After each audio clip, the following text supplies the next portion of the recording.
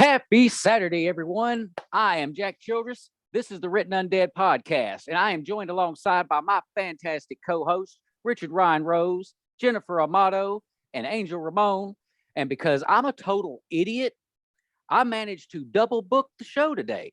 So you're not getting just one fantastic author, you're getting two fantastic authors. First up, the guy who I'd originally booked, the one and only Nick James, author of What Zombie Apocalypse? They Are Among Us, to name a couple. And the special surprise guest this week is the one and only Thomas A. Watson.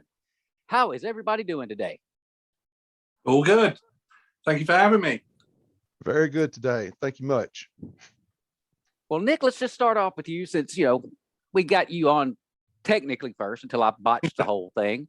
Give us a little insight into what books you've got out right now and anything you may be working on. Well, I've got all different genres out there, as you know. Mm-hmm. So from the zombie apocalypse to my time travel one, which is my best seller as of yet. And I'm working on the sequel, which will be out hopefully next month. Hopefully. But with life as it is, we were writing chapter after chapter. It was going so well until just after Christmas, when everything went to shit. It's like my father-in-law had a heart attack. Ooh. Sewage flooded his house. Boxing Day, I had my arm up to raw sewage, emptying drains. It was like God was embracing you. It's like, well done. Everything that could go wrong went wrong. So as you know, we were trying to write chapter after chapter, but then suddenly it all just stopped and life took over. But we've finally kicked back into gear, and soon we should get the Time Traveling Tourist 2 out, hopefully next month.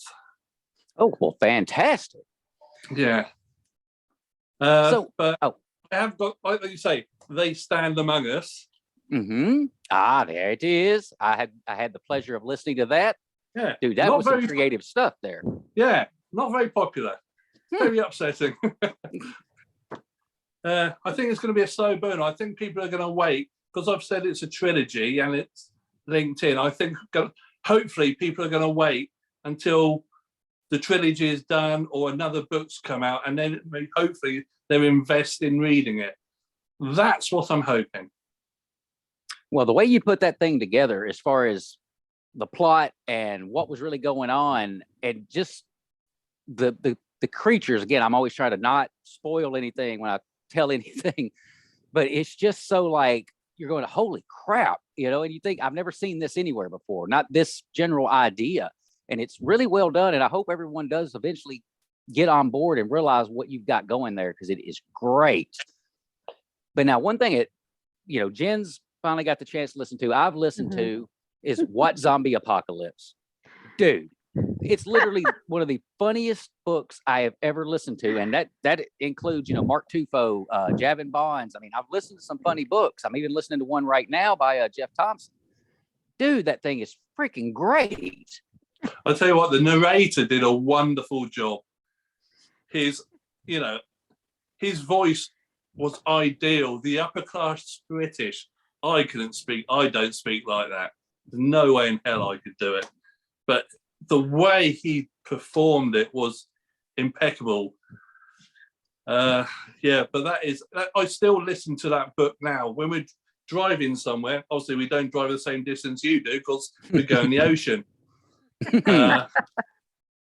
But I still listen to the book because and I'm not blowing my own trumpet. It's just funny the way he delivers it. It's just funny, and the way the main character just seems to fall from one event to another and somehow survives.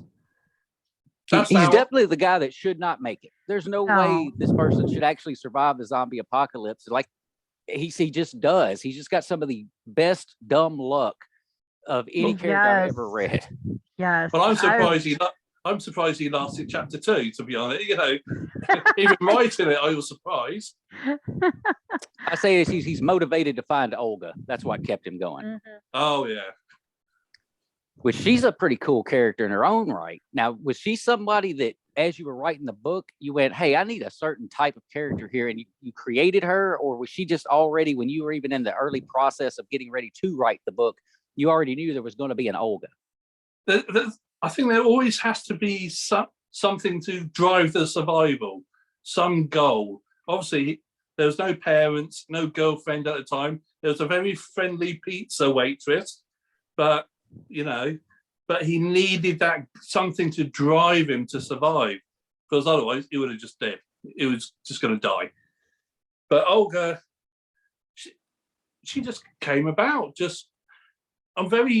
When I'm writing, it's just like, I have an idea. Okay, I'm going to write this. And I know the ending kind of, but the rest of it just flows. I write as it comes. I can't do bullet points or long drafts of what's going to happen each chapter. I've tried it and it just doesn't work.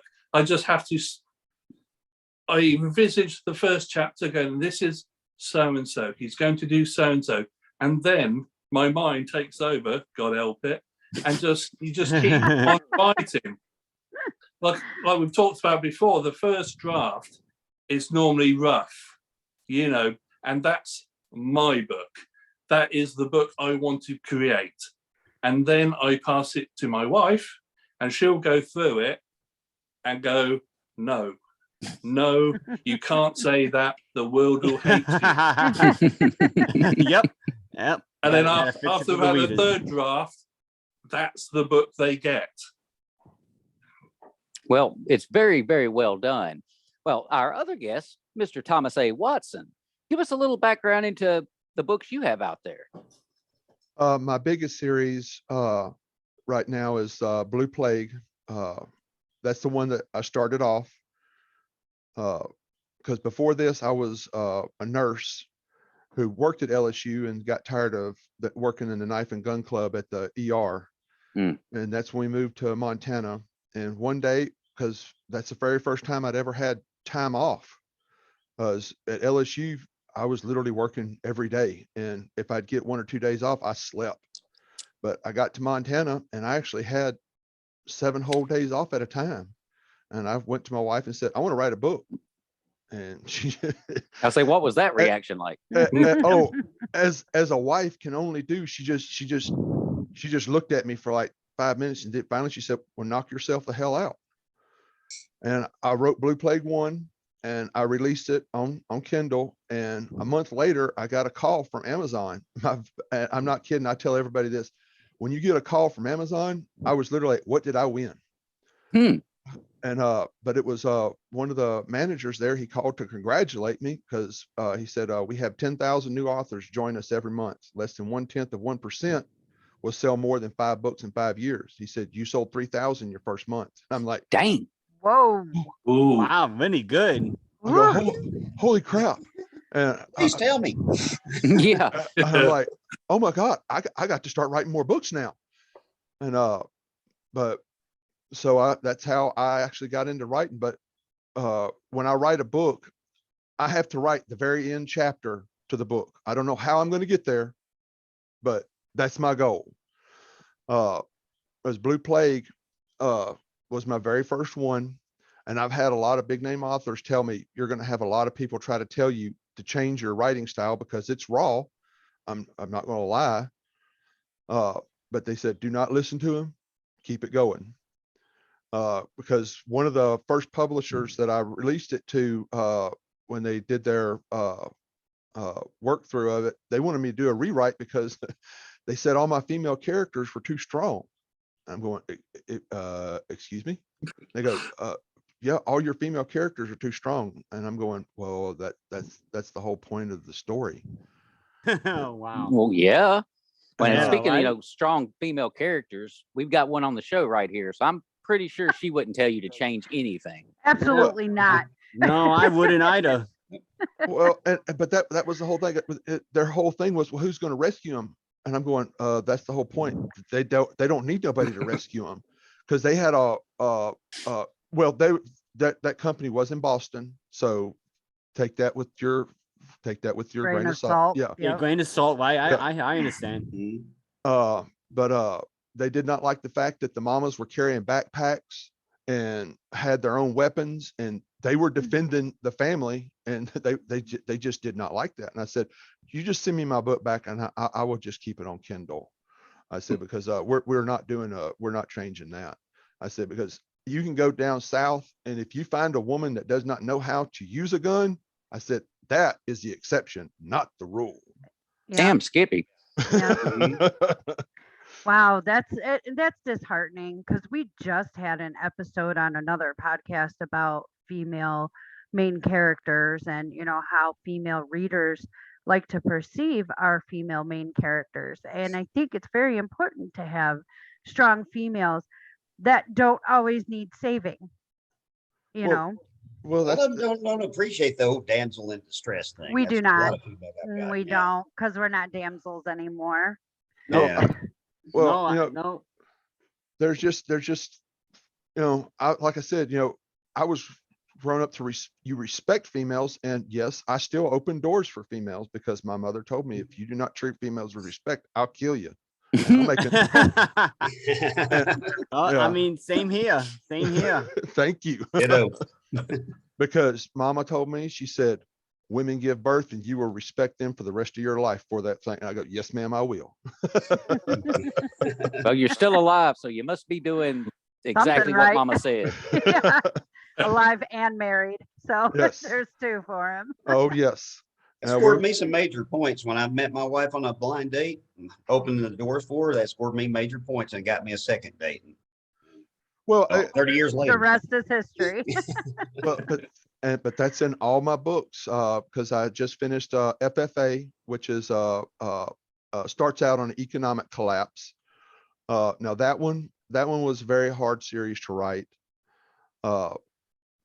And I do have a vampire series out, only because when my daughter come to me when she was 16 years old and said, Daddy, write me a vampire story. I said, Daddy's not writing a vampire story. Oh, well, any daddy that has a daughter knows what I'm talking about. She broke out the daddy eyes. Oh, she got her damn vampire story. I wrote it. It went to Amazon, hit bestsellers, and I put out the second book, and she didn't read it. I said, oh, I'm going to have to disown you now. But Right. but then she gave me a beautiful grandbaby, my granddaughter, Renee. And I said, all right, you're totally forgiven now. She said, yeah, absolutely. Yeah, as I told- Grandbabies will do it for you every time. yes, Tina and I have been together for over 30 years. And I told her, I said, why didn't we have grandbabies first? And, Yeah. and just skip the kid part. Skip the kids. Of course, Yeah. it doesn't work like that, but I was gonna say that would be we a hell all of a magic wish trick. we Well, all wish that it did. I'm just like, we're going to have to figure out how to do that. And she said, Mhm. if we ever do, oh, you can stop be writing. Yeah. Keep That's a whole pressuring book my in daughter to itself. go on. Oh, What was I'm that, Nick? That's a whole book in itself, that one. It is. Oh, it is. Hey, Scary Nick, I one. got a question for you. Yeah. Hey, so you say you're trying other genres. What other genres are you currently writing in, or plan to write in? Well, I'm planning to, because what Zombie Apocalypse wasn't really a zombie. It was more comedy than it was zombie, really. But I'm in the planning stages of doing a 28 days later kind of book where military testing on the homeless, and they like pump them full of drugs to make them faster and angry, and and it obviously it goes wrong. Mhm. So that's what one of the ones I've planned, but I've got obviously sci-fi, They Stand Among Us, time travel.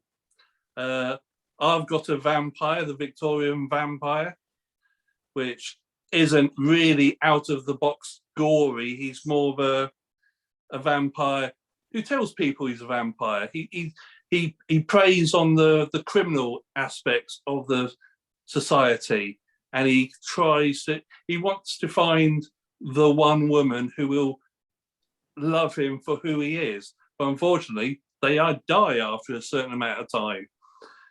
So there's so many genres I want to look at and write a book about. It's just it's the time, but you've got to write so you can afford.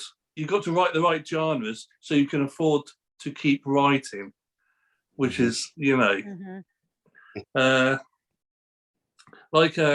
what Thomas said about the publisher. Everyone keeps on saying to me, "Why aren't you published?" But if I manage to get published, they will direct me what to write, how to write. And I don't really want to be controlled in that way. Why I started writing was to enjoy it myself, for my wife to enjoy it until she cuts that bit out. And then, but that's why I do it. I do it because I like it. And now I talk to the fans of my writing and I write for them now. Obviously, I take, they give me ideas and I go, thank you very much. I may use them, I may not. But I don't want somebody above me telling me what to do. So there's so many genres out there that you just, where to start and where to finish. And that's the biggest benefit to indie publishing. You can just write whatever you feel like writing. It's not like years before it was old traditional publishing. You kind of had to, work your book to their needs and wants. Now as indies, you can do anything the heck you want, and I think it's for the better. I tell all independent authors, I've signed with a publisher once, and I tell them all the publisher does is take your money. They do not help you in any form or fashion. And it took forever to get my books back, and I will never ever sign with another publisher again. Yeah, I've heard kind of the luck of the draw. If you get a good publisher, they'll market your book and everything, and do a lot of great stuff for you. And then if you get the wrong publisher, you'll still have to do all the legwork to marketing, and it's really you're just. And that's the thing. Yeah, that's the biggest thing. What you just said, Ryan. I mean, Richard. That's the biggest thing right there. Yeah, get fewer royalties on top of it. The percentage is way less. But so are you all advances? I'm sorry. I was just going to ask. So are you all independently, like self-published? Yes. Yeah. And how do you do that? Is that something where you look for vanity books online or somebody to print it? How do you? I guess that would be my question. How do you get yourself self-published? I just use Amazon KDP. Yeah. Okay. And Audible ACX for my audiobooks. Okay. Yes. It doesn't really cost you anything as far as the publishing is concerned. You don't have to Amazon does print on demand, so you don't have to have a bunch of books printed, Oh, that's nice. Yeah. It's pretty simple process now, a lot easier than it used to be for a writer. Nice. One thing I do tell everybody is to get yourself a professional editor for your grammar. Yeah. Mhm. And not just you or your wife, get somebody outside of, but always try to stay with the same one so they learn your writing style. Right. Because my editor I'm using now, she will send me a message. She goes, in chapter 8, this doesn't sound like you. And I go, oh, and I'll go pull it up and I go, well, it really doesn't sound like me. Okay. You get what you pay for sometimes too. I mean, you can go an inexpensive route. It just all depends on the quality of work you get. I work with this editor, and he's not the cheapest one out there, but he does. I get what I pay for. Yes. So yeah, there is some money you will have to spend up front to get a book published, but a lot of it's in the back, editing and then the cover art and other things add up. Right. Okay. Yeah, for my time travel book, I used an editor for the zombie book, and she did a wonderful job. And then I offered her the time travel tourist, and she said, "Yep, I can do that. It'd take me a month." And I never heard from her again. And it was like nearly 2 months. I was emailing. And when it came back, I hate myself for it. I didn't check it that much. I just it looks all right. And we sent it out. And some of the reviews we got back, use an editor, some of the reviews were like, you're like, I did use an editor. Yeah. So I went back and I put her details on the front of the book saying, that's the editor I used. And after that, I changed editors to a woman called Evan, and everything is under the magnifying glass, and she does a wonderful job. A bit more expensive, but to speak of, the job she does won't fault it, because I always think Again, you get what the you pay for. editors give you that fine polish at the end of it. Because me and my wife can only do so much. I was never academic. My wife was, but even she can only do so much. Right. But the editors, they just put the polish on your book. Mhm. Hey, I got a question for both you guys there. And when it I comes to editing, do you all do you do developmental and have it copy edited, or you just do the copy editing, proofreading, what have you? I do a first edit, then after she's done with it, I go back through it, then I send it out to beta readers, because I have different fans who follow my different, as I have 4 open series right now, and I have all my fans read all my books, but there are certain fans who just love Blue Plague or just love Viral Misery, and I will send it to 20 of them. They will do a read through, send it back to me, then I will go through and catch what they got. Then I send it back to my editor, and then she does the final polish, and then she sends it back to me, and then I send it to my wife. Then Tina has the ultimate say through. And you don't have the editor as far as like developmental editing. Does your editor do any of that? Like give you advice on the story or whatnot? No. That is for the other half that's not in the room right now. Because she will tell me, she'll get pretty blunt. She goes, all right, this part is stupid. And I'm going, I think it's cool. She goes, it's stupid.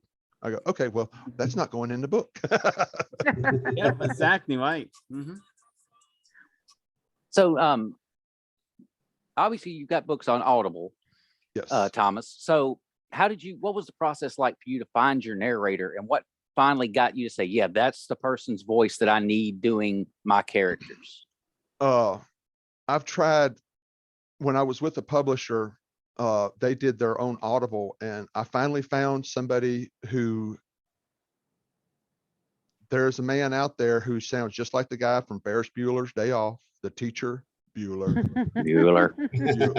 So, and it's my book. I couldn't even make it through the first chapter. I was asleep and I was driving. That's bad. Damn. Yeah, I mean, he just sucked. I didn't know, but I didn't know that people could suck on that level. Damn. And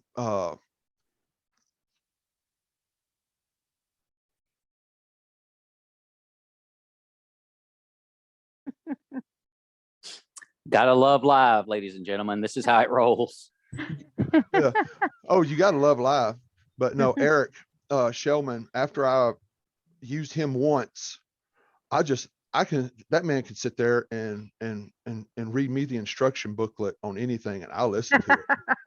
I love his voice. I'm just like, oh man, but he's also a writer. But I just like, after he did the first ones, I go, oh, we're not using nobody else. I like this because he has the perfect infliction.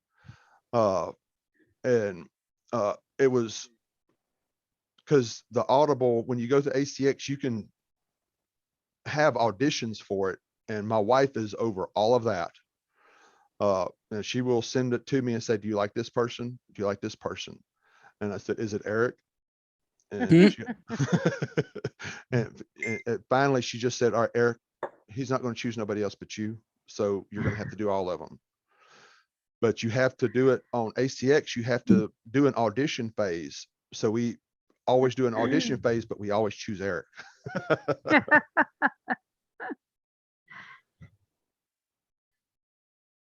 So once you got your narrator going and everything like that, did going to Audible, did that help boost your sales even more? Because you talked about starting off and just ripping through 3,000 right off the top. Did you have kind of the same result with Audible? No, I did not. But I found in Audible, we picked up a whole different class of readers. But they're not technically readers. We're getting like a huge class of people who stay on the road, truck drivers or Mhm. traveling salesmen. We're getting a whole new class. And I tell people, if you're going to get into writing, you've really got to start thinking about that route, because that's a whole different tap market that you got to get into. That's a big thing with me. I listen to most of the audiobooks when I'm driving to and from work, because going to work in the morning is about 45 minutes. And with traffic in the afternoons, it could be an hour and 15 minutes to get back home. So an audiobook is perfect for me because I don't tear through it too fast, but I got plenty of time to really listen and, get a good bite out of it before I actually get to work. And coming home from work, which is one of the reasons I really love the horror genre or any kind of action oriented anything. Because usually when I'm leaving work, I'm pretty pissed off because it's just the job. But by the time I make it home after listening to an audiobook, I'm like, all right, at least I didn't have it as bad as this character did. I didn't get my foot Exactly. bitten off today, so I guess I've got that going for me. So like I said, audiobooks to me are just wonderful. Of course, I'm at the age, it's a little gray in the beard, doesn't show it, where I grew up with books on tape. I remember popping a cassette in and listening to things even back then. So now having the convenience, but to have it on my phone and just put my phone up on the mirror, play and take off, it's just great. Do you have any audiobooks that you like to listen to when you're traveling? Because you talked about driving a lot. To be honest with you, I try to stay listening to my own genre on audiobooks, because especially if I'm in the middle of writing, because I don't like even reading other people's books. Like right now, I'm in a writing phase. Mm-hmm. And my wife is going to kill me because last night I wiped out 40,000 words of a book because I just did not like the way it was going. So I just chopped that out. Let her tell you about Dark Titan. Because I wrote all 3 books of Dark Titan in one weekend. When I started on the next series of FFA, I had a 120,000 word book, and she was sitting there, and I go, I don't like it, and I deleted it. Oh, she had to leave. I can't believe you just deleted it. I go, I didn't like it. And I have a thing is, do not reinforce failure. If you do not like it, wipe it out. Yeah, take it out. Wait.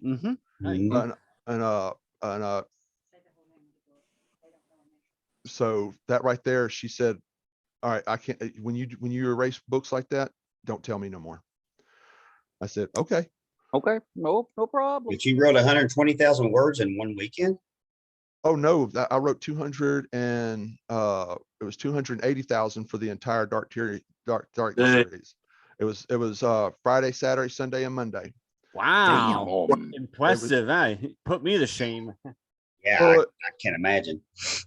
I wear out keyboards. I'm actually on keyboard number 23 right now. Holy crap. I will wear them out. When I get rolling, I can hang around right around 1,000 words an hour in a story and just keep going. But I have to get into that zone. Wow. If I'm in the zone, it'll just roll through. I'm a 5,000 word a day man, me, and that's at a push. Oh, well, and that's what I try to tell everybody. Everybody has their own writing style, and I tell everybody, do not even attempt to get out of your writing style. There's several authors that I talk to a lot who their goal for a day is 1,000 words. And I said, that's you, man. Don't ever try to copy anybody else. Yeah, right. I mean, Jack, I know you follow me religiously on my word counts. I do 3,000 to 4,000 a day. Yep. And I could knock out a 100,000 word book in a month or so. So, but that's me. And that's what I tell everybody. If that is you stay with it. Do not ever try to change, because there's several authors that I've worked with who try to sped up. And when they send it to me, I'm like, all right, you were doing really, really good, but I do not know what you did, but this sucks.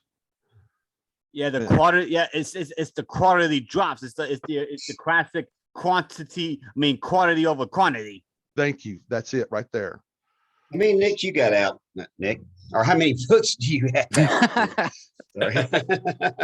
So that's why I tell Jack, don't get too happy when I write 4,000 words a day. They're probably crap 4,000 words. That's why editing's for.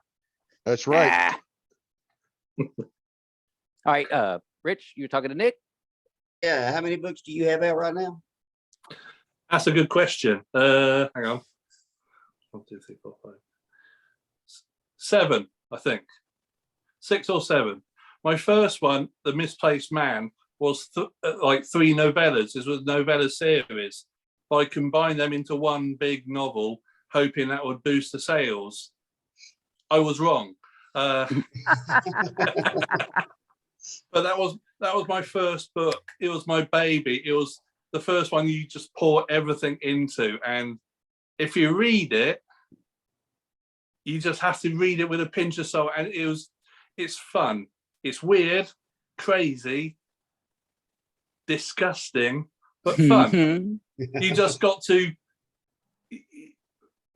just enjoy it for what it is, because each chapter is written from a different person's point of view, by a different person. So I wanted to get an audio book done by it, but you'd have to get so many different narrators to do each chapter. It's not feasible financially.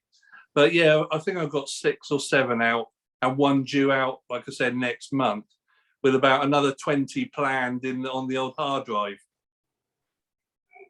Do you guys try to, yeah, I do too. Do you guys try to stick with the same genre, or do you try to branch out to other genres? Oh, I can't write in one genre. My baby is Thanos. It is a fantasy series. The very first book I read when I was 8 years old was Token. And the fantasy series I fell in love with it at a young age. I've always been a big reader. When I was a kid, I do not know if any of y'all know the Mac Bolan series, the Able Team. They're what I like to call reading trash. But my mom, as long as I was reading, she did not care. She got me in the Book of the Month Club, and I got 10 books a month. But they were all Mac Bolan, Able Team, Phoenix Force. She didn't care as long as I was reading. And one of the friends at that time that we went to church with, and they're like, "You're letting him read books of violence." My mom looked at her. She said, "If Playboy come out with a magazine that didn't have pictures in it and he would read it, I wouldn't care. As long as he is reading, I want him to read."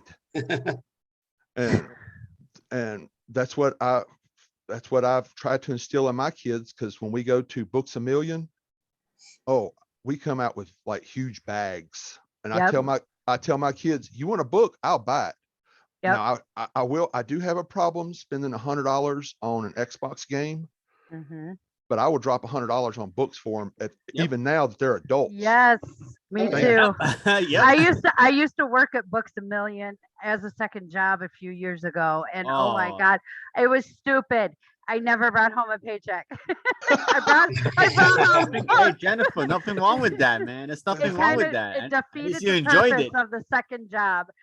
And I got like really good discount. So if anybody's looking for a job, Books A Million, and you're a book lover, Books A Million's a place to go, because you get like 30% off of the books. And I was bringing home one Christmas, everybody got books.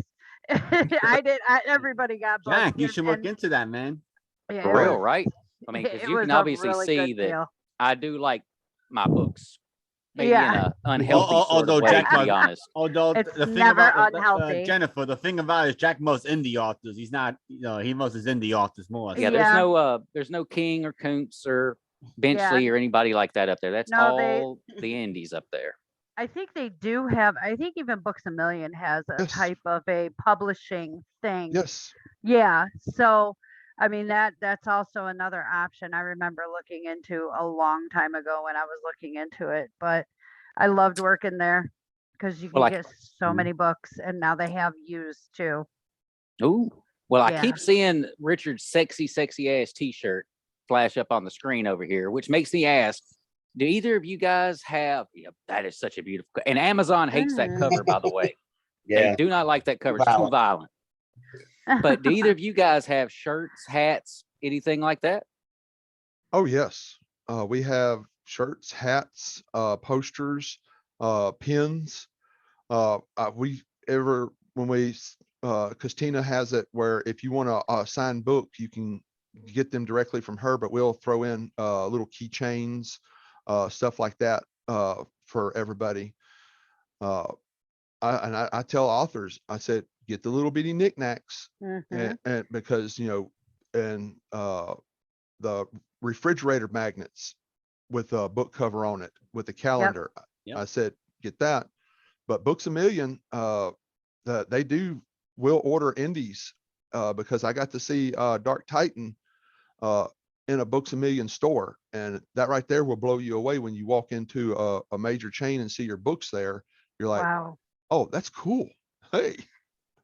That's me. But Do you guys go wide, or do you do Amazon exclusive when it comes to like your digital?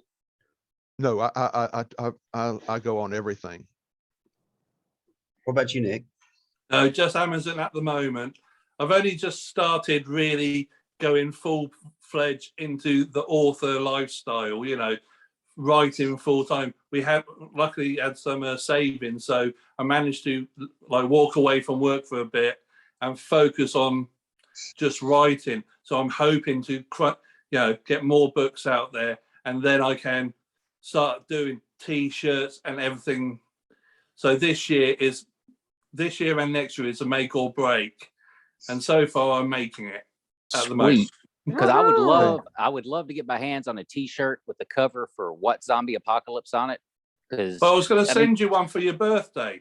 Yay! And that's 2 weeks away. Yeah. Hint, hint to everyone out there. Damn Aries. So,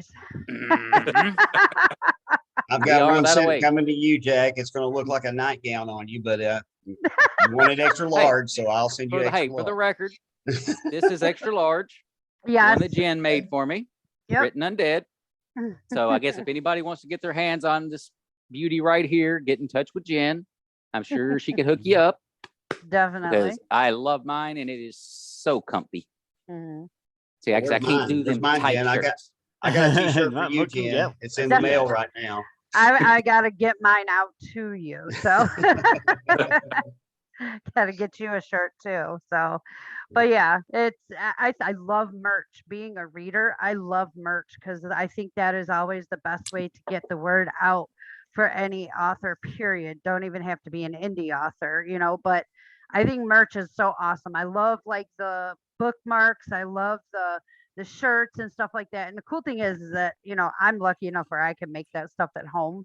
So it's a great gig. But, I absolutely adore the bookmarks. I adore the keychains. I love anything. Yes, that stuff. I love it. And especially when stuff is signed. I'm such a sucker. I will fangirl over a signature. I don't care if we talk on Facebook every day. I will fangirl over a signature. So goofy. Little Sean Chesser right here. This is one of my most favorite and prized possessions because I know it was handmade for me. This is from Pat Rose right here. Happy holidays. Nice. Beautiful little Christmas ornament. Which I still got mine as well. And your Christmas card. So and all of this is straight up Javin Bonds, armbands just suffocating poor Anakin with the bookmark we have right here. So I'm taking him out. And as we can see, James Dean, who we got a fangirl over here for. That's me. A couple ink pens. So yeah. No kidding on the merch stuff, man. We absolutely adore this stuff. And these are like prized possessions right here. Like we don't even let people touch this stuff. Like, no, get away from it. So I was like, well, you're going to put that on a jacket? I'm like, no, because the jacket will wear out and then I'll have to try to remove it. And it'll mess it up. So no, it ain't getting messed with. No way. Yep. And this is just awesome. Well, that is one of the favorite shirts that everybody has was designed by the fans, and it has APOC Press, but on the back of it, it says Thomas Watson kept me awake all night and made me cry. Oh, wow. And the fans themselves designed that shirt, and that's what most of them will wear. And I'm just like, oh, that's kind of cool. It sounds so sweet. It sounds kind of mean though, that I sat and beat you all night. Well, you know, a lot of times with you authors, y'all really do. You manage to write a character or multiple characters that just get to us in a way Mhm. that when the time comes, and in past interviews, I tend to always ask the question of, why would you want to kill certain characters off? And I've learned that usually there's a reason for it. It progresses the story. But you guys, y'all make this just horrible mistake of making the characters so lovable that when you do take them out, it literally hurts us. crushes us right here. Like Yes. it gets us. Oh. Like, dude, what did you do that for? It's Oh just no. heartbreaking. When I killed Debbie off in Blue Plague, I cried for 3 days. Really? But when I'm not talking just little reeking tears. I had snot on my face. Oh, damn. And my wife she goes, Wow. if it's going to affect you that much, she goes, well, don't kill her. I said, that is the whole basis of the story. She has to go. I said, he has to learn to live without her. They were childhood sweethearts. He has to learn to live again without her. That's the whole concept of the entire story. And now there was another character in Dark Titan, and it was a kid, and in the first write through, she died. Oh, I couldn't even see my keyboard for 5 or 6 hours, and I'm just like, we're going back, we're changing this. Oh, I couldn't do this. And like I said, I always write the end chapter first. And on my vampire series, I changed it. And that's one reason why the next book was so hard coming out, is because Tiffany, a character in there, she wasn't supposed to be part of the storyline. But I just fell in love with her, and because she was going to die later on, and I'm just like, oh no, she can't die. I love her. And I changed the ending of the book for the very first time. And it has really thrown me for a loop, because I have to go back and rewrite the ending so I can continue my storyline. But I could not, and even now, to think about Tiffany dying just once, it hurts. Well, damn. You're the first one we've interviewed Yep. that doesn't admit outright glee killing characters off. So that's actually really refreshing. It is really refreshing. You still have a Oh. heart. Your soul is still intact. Oh, We're Very happy much to hear so. that. There are some characters, like in Blue Plague, when Bruce got hurt real bad. I was sitting there like, okay, I had to step away from that. All right, he just hurt. All right, he's gonna make it. Chill out. All right, just relax. But no, I get emotionally attached to my characters. And Blue Plague, since it was my first, those characters will always have a place in my heart. And when I picked my Blue Plague series back up, because War Years was always going to be a part of the series, but Blue Plague was the one that got picked up by a publisher, and I got screwed. And I wasn't going to write more books in Blue Plague, because it was just going to make them money. But after I got it back, and when I started writing it again, it was just like walking into a room filled with nothing but old friends that you've known all your life. And that's what I try to tell people. If you do not get tied to your characters, you've got to get a little tied to your characters to drag your reader to get them attached to them. Like Buffy will always be one of my favorite of all characters. And you just, at times you will want to turn around to actually see if that character is anywhere in the room with you. And that's the concept I try to go for, because I do have a zombie series.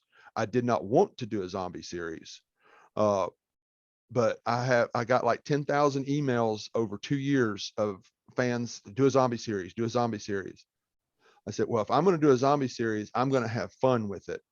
And that is my Forsaken World series, where it's teenage boys surviving the zombie apocalypse.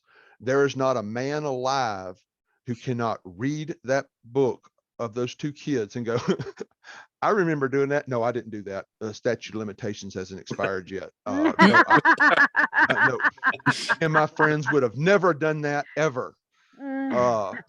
But any and any female who reads the book goes, holy crap, I knew kids like that. I knew them. But that's the whole reason that I done Forsaken World was, and that book was just for the fans because everybody wanted a zombie series. But I'm what I call a concrete writer. I just can't say that they're zombies. I have to have a reason that they're there. Like I said, my background is nursing, and I come from LSU, where there were the smartest people on God's earth. And like Blue Plague, I went over there to the research center, and that was the whole area that I got the Blue Plague from. You go in this research center, and they're doctors, but they're 22-year-old snot-nosed kids.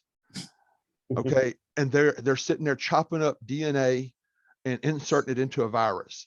I kid you not, they had a cotton plant that they infused the DNA from a lightning bug in it. It glowed. It was a glowing, you had to look at it under a camera, but it glowed. I'm just sitting there like, all right, where's your mother?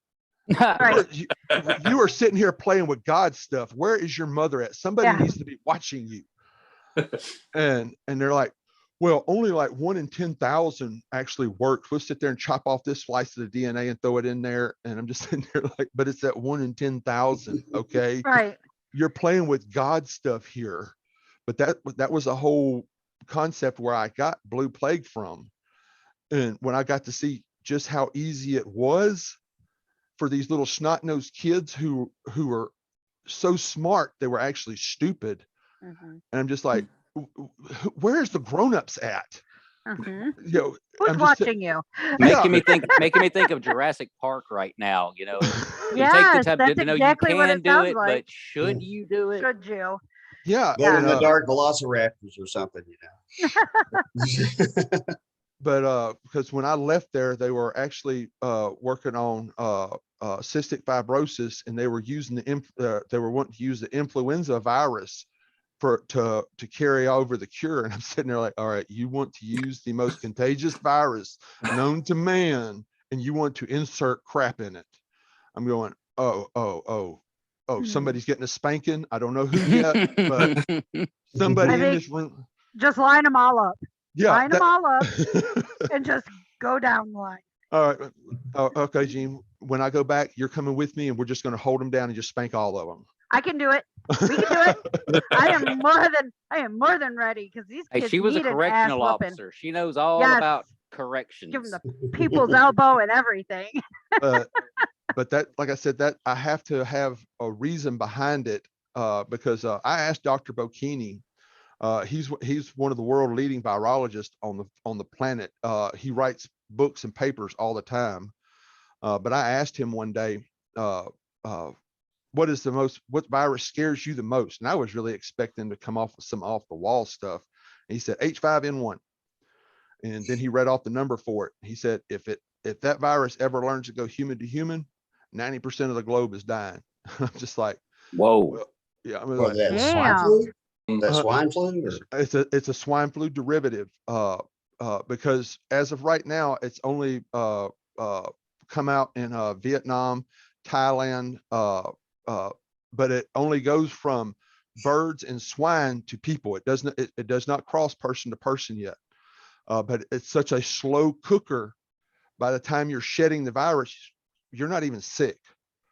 And it's like, well, thank you, Dr. Bocchini, for scaring the hell out of me. And right, because that's where viral misery come from. But then one day I asked Dr. Bocchini, we were sitting there, and I go, could somebody actually make a zombie virus? And he pulled out a pad, and I'm kidding you not. He said, all right, if I got this virus, took this section off, and I'm sitting there like, he was starting to name rabies, Marburg, and sitting there pulling, and he goes, and I go, whoa. I don't want you to really design the damn thing. I'm just wanting to know. I just wanted to know if it was feasible. Yeah. And he goes, yeah, it could. He said, only a government could do it. He said, because you're talking tens of trillions of dollars. That he said, but yeah, he said it would take time. He said, I'm just like, I'm not talking to you no more, okay? Because you scare the hell out of me. It's a question, not a challenge. Yeah, Right. I'm going to remember that next time, brother. It's a question, not a challenge. Hey, Nick, as far as characters, when have you ever had a hard time killing off a character, or did you just enjoy a nice hot cup of tea with the devil after? Oh, I just bye. In my zombie one, David, not Dave, was hard because I liked him. I did too. He was a funny little character, I but did too. to progress the story of him being alone, he had to go. And in a few of my other stories, when you're writing a character, first of all, you only write characters you like anyway. You know, the bad ones, they come and go. You don't care about them. You don't invest in them. But the good people you invest in. Like Thomas said, you know, I see some of my characters around the place. If I see somebody trip over in the street, I go, that's just like one of my characters, you know. Yeah. Or you see them everywhere. You look at their mannerisms. Oh yeah, he's just like so and so. So I think if I am going to kill off a character, I've designed that character. Unfortunately, I've created him to die. You know, you write him in a certain way that you're not invested so much in them, so you can just say bye-bye at the time quite easily. I think I can't remember which book it was, but I did kill off a character. And my wife came back on just like, it was like a naughty dog, rolled up a newspaper, smacked me on the nose. No. You can rewrite that. You're not doing that. Okay. Yes, ma'am. Yes, dear. Well, you know, she knows what's right. And in my brain, it was like, oh, die. Goodbye. You're not needed. But clearly the story needed it and it was better for it. But he was destined to die. Well, now I'm going to take exception to one thing you just said, though, about the bad characters and not caring about them. Richard, I believe a certain person you know is going to be a bad character. Now, do you concur with what he just said? Well, they're not gonna. I know of one particular character you might be thinking of. They're not gonna really care much about this guy. They're gonna, they're gonna love to hate him and want him to die. And Even better. I'm still trying to decide if I'm gonna allow that to happen anytime soon or not. Jury's still out. We'll see how May 7th goes. Now, do you do any conventions, either of you two guys? Nick, Thomas? Oh, yes. Not since COVID. Now, as far as what it was Nick was talking about, we were doing a convention in Louisiana, and for the very first time, I don't know if it's all authors, but most of the ones, when you write a character, you have a mental picture of what they look like. And I saw one of my characters. It was Kenna from my Thanos series. And that's, for the very first time, that scared me because it was exactly who I had pictured in my mind. The only difference was she didn't have green eyes. Her build, her hair, her mannerisms, everything. I saw this little 10-year-old girl walk by and I'm going, holy crap, that was Kenna. Oh my God. I started freaking out, and I had a couple other authors there with me, James and all them, and they're like, what's wrong? I go, dude, that's Kenna. And they're like, where? Will Smith, he looked over and he goes, holy crap, that's Kenna. And I've asked that is the only time, and I pray that's the only time I ever see it again, when you see somebody from your imagination in real life. Now, granted, Kenna now has grown up, and she does not look like the Kenna that's grown up in my mind.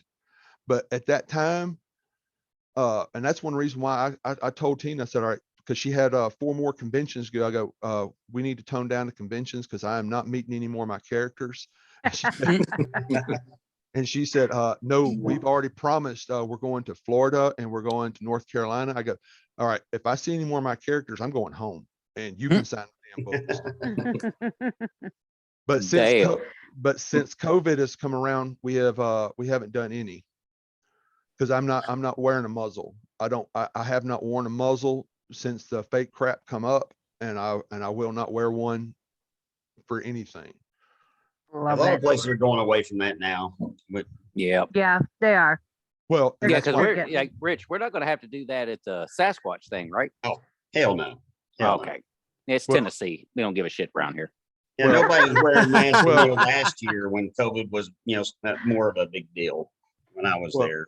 and Tina's already started booking us for stuff because we're starting again this year. And I told her, I said, it's fine. I said, but I will not wear a muzzle. As if I have to wear a muzzle, I will sit outside. Well, hell, why don't you pack your bags, load up, bring your ass out to Townsend, Tennessee in May, come kick it at the Sasquatch Festival. Well, I will have to tell the other half because I write books. She's the boss. Ah, No. that's the way it usually goes. It's well, like that. I'm with you. Well, and I tell everybody, and I say it in my books, men may be the head of the household and wear the pants, but the wife always picks out the pants for us to wear. Yes. That is about as Absolutely. accurate as it gets right there. Yeah. You can't get more Absolutely. accurate I than Yeah. agree. Y'all might be the head, but we're the neck. We Uh, turn you. You're the neck and everything else. Yes. But I have no problem with it because I enjoy going out and because we have fans come to visit us all the time, and it still amazes me. Like, I can't believe you like come as I'm going to be me at all times, no matter what.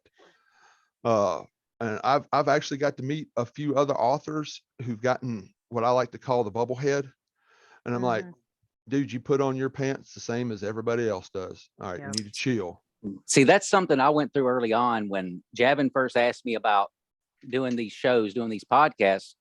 The first several authors, Richard Angel included, I would be sitting, waiting for the show to go live with my hands just shaking, just terrified, like I'm about to make a total ass of myself with this person who is totally badass, totally awesome. And then as time's gone along, as I've learned, yeah, just regular folks just happen to write books. Yeah, well, Yeah. we're no different than you, Jack. We're no different. And they said, this is one of the most wonderful worlds I've ever gotten the fortune to step into and be part of. And I absolutely love it. Agreed. And Well, that's why I like writing books. I enjoy writing for people who love to read, to leave this world, to go into their imagination. The best thing that humans have is an imagination.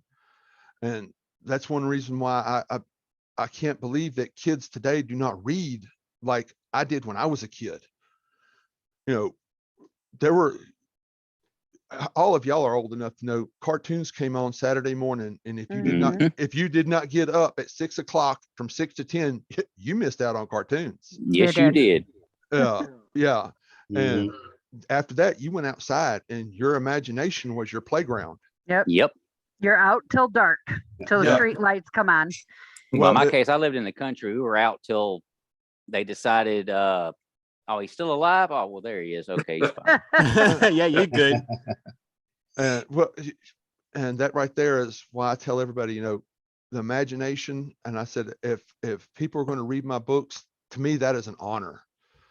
Because we have one group, and I kid you not, and it's one of my most, even as a nurse, I was over a pediatric ER, level 1 trauma center.